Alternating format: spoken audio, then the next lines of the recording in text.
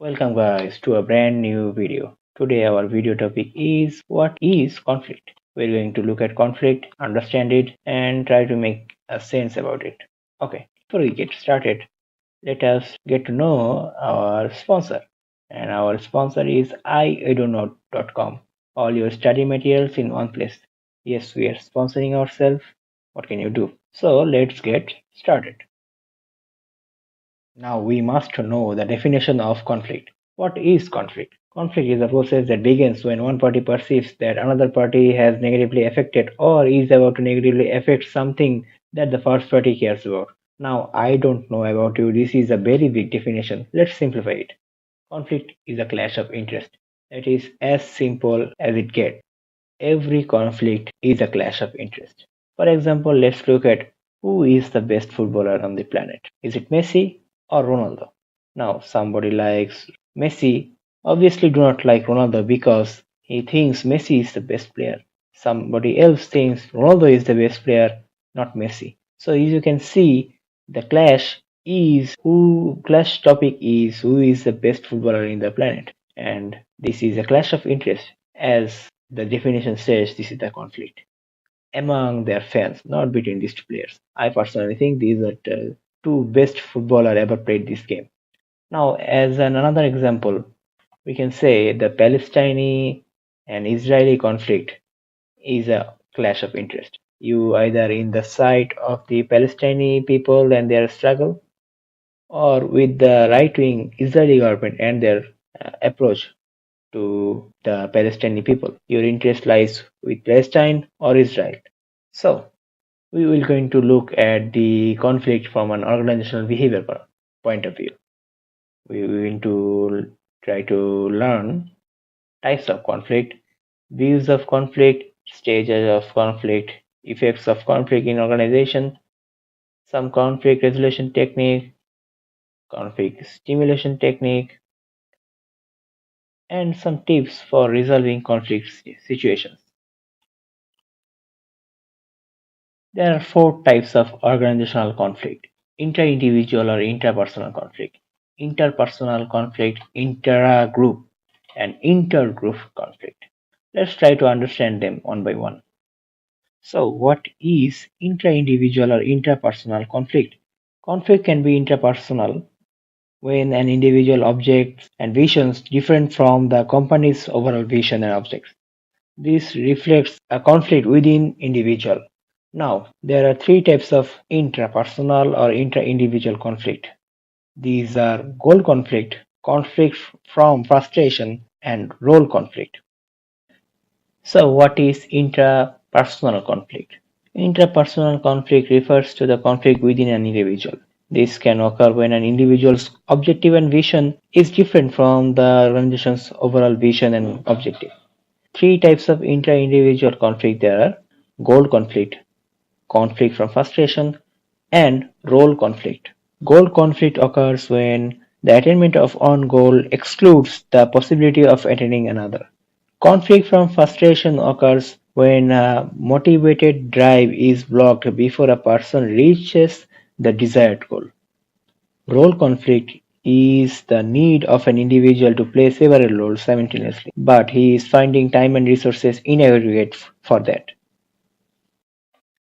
Interpersonal conflict level involves two or more individuals, and it is the most common and most recognized type of conflict. In a way, all conflicts are interpersonal conflict.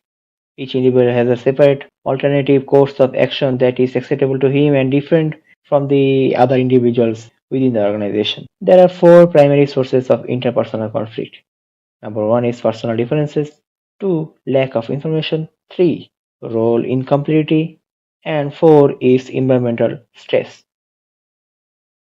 Inter-group conflict. Inter-group conflict is when an individual is pitted against a group and is either unwilling or unable to conform to the group dynamics that inevitably leads to him or her leaving the team.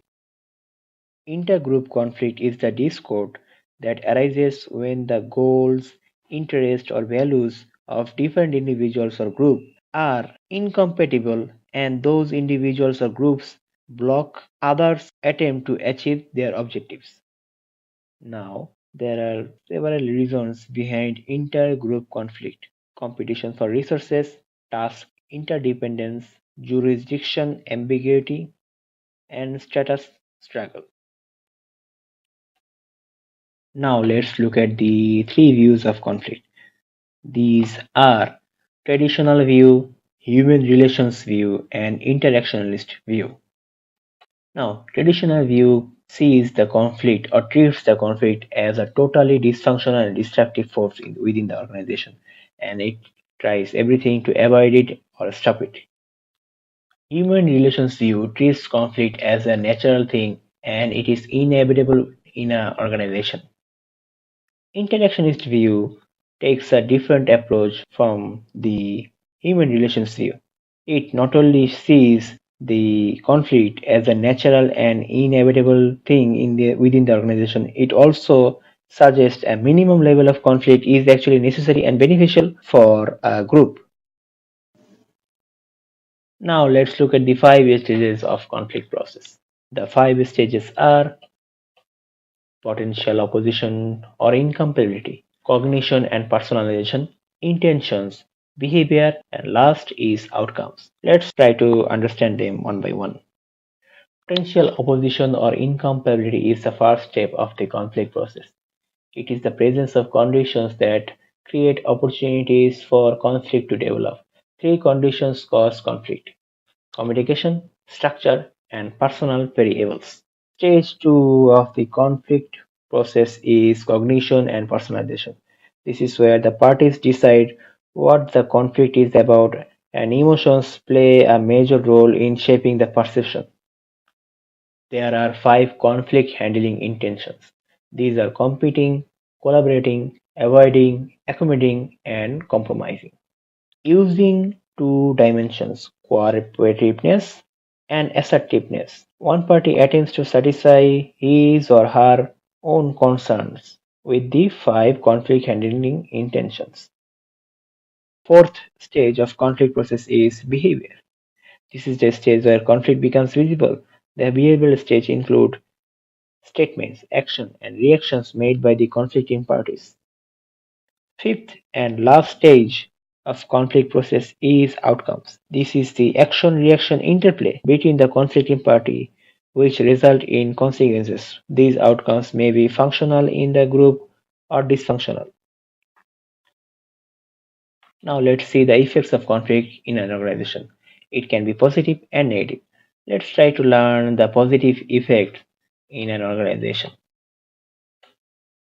There are several positive effects of conflict in an organization.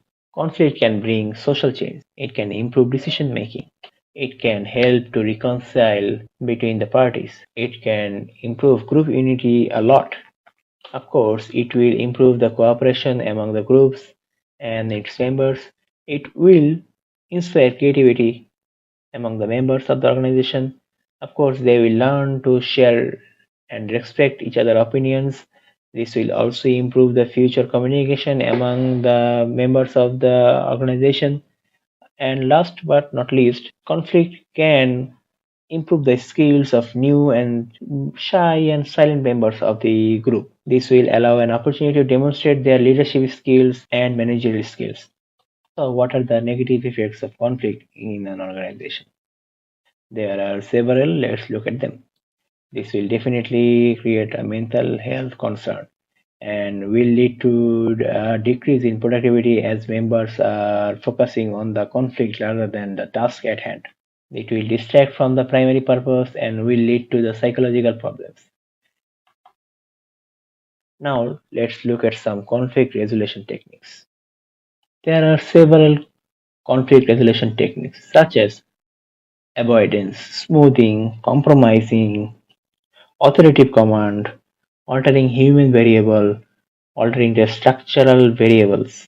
Now let's look at some conflict stimulation techniques. There are several and four of them listed here. Using ambiguous and threatening message in communication can increase the conflict levels. And when you bring in outsiders within an organization, it will lead to more conflict as their managerial styles, values, and attitudes will be completely different from the members of the organization. And restructuring the organization and disrupting the status quo will lead to some conflict. And you can appoint a devil's advocate where he or she is always purposefully arguing against the majority position held by the group. Now let's look at some tips for resolving the conflict situation. First, you need to acknowledge there is a difficult situation exists, and you have to allow the individuals to express their feelings about the issues, both conflicting issues and about the other party. Then must carefully define the problem, and from there you have to find the underlying need that is eventually going to solve each other's issue or going to result in abandoning the conflict. Have to find the common areas, no matter how small they are, and find a solution to satisfy their need. And if a conflict goes unresolved for some reason, you need to determine what is the next step. How can you get them again to start the negotiation process and start resolving the conflict? So that was all you need to know about conflict. Hope this video helped. Please let me know in the comments what do you think of this video. Let me know how I can improve the video and what you want to see. Please subscribe and share. Thank you very much for watching. See you in the next video.